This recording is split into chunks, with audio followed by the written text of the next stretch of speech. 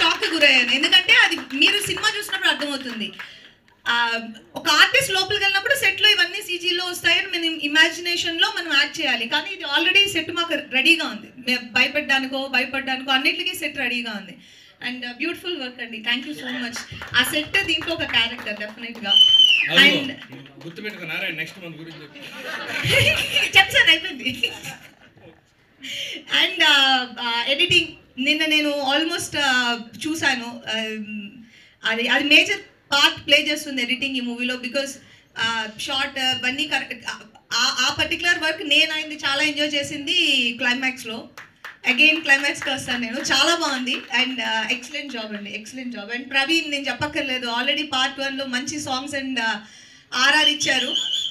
అది ఇది మీ సెటప్ప. సో ఈ మూవీలో కూడా ఆయన ఇచ్చిన సాంగ్స్లో